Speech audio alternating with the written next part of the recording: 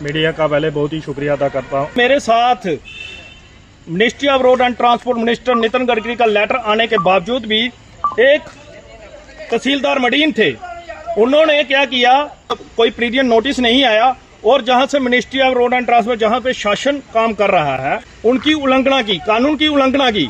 तो और एक तहसीलदार पोस्ट जो कि एक प्रशासन का काम कर रहा है, उन्होंने जबरदस्ती प्रीवियस नोटिस दिए, मेरी बिल्डिंग को तोड़ा था, जो कि मेरे को बहुत हर्ट हुआ। मैं एक फौजी हूं, मेरे पास उस टाइम गन नहीं थी।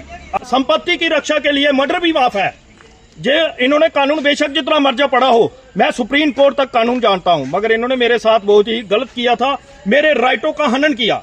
इसलिए मैं यही प्रशासन से अभी जहां पे मौजूदा सरकार आने वाली है कि मेरी समस्या का हल करो, क्योंकि इन्होंने एक ना तो मेरे को मतलब जो डिस्प्यूट डालने के बाद इन्होंने मेरे को कोई नोटिस नहीं दिया था, और साथ में इन्होंने मेरा जो किसी को शेयर वालों से डिस्प्यूट डाल के मेरा केस रेफर किया एनएच एक्ट के थ्रू, जो कि जायज नहीं था।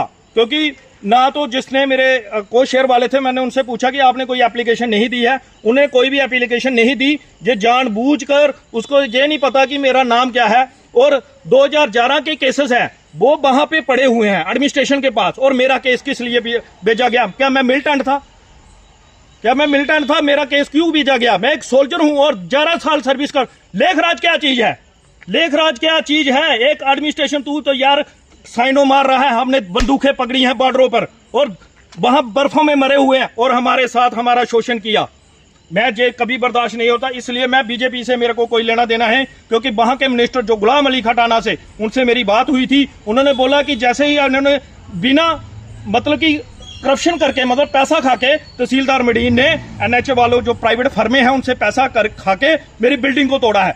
मैं कई बार प्रेशर पुट अप किया कि भाई साहब, अगर एडमिनिस्ट्रेशन, सरकारी एडमिनिस्ट्रेशन काम कर रहा है तो प्राइवेट फर्मे को क्या अधिकार है मेरी बिल्डिंग को तोड़ने का? शासन ने मेरे साथ, प्रशासन ने मेरे साथ खड़ा होना था, इनके साथ क्यों खड़े हुए भाई? क्योंकि ये और तहसीलदार मडीन ने राष्ट्रीय ध्वज को ऐसे पिलरों के साथ रोन दिया, जो कि हमारे पास एक केस था 2005 में। तो उसमें क्या हुआ था, एक हमारा मतलब कि कांस्टेबल था, तो उसने क्या किया था, राष्ट्रीय गान का सिर्फ हिल गया था तो उसको डिसमिस कर दिया था हमारी फोर्स ने। आज मैं पूछना चाहता हूं डीसी कठुआ से, इसने पूरे झंडे को रोदा, इसको डिसमिस क्यों नहीं किया गया?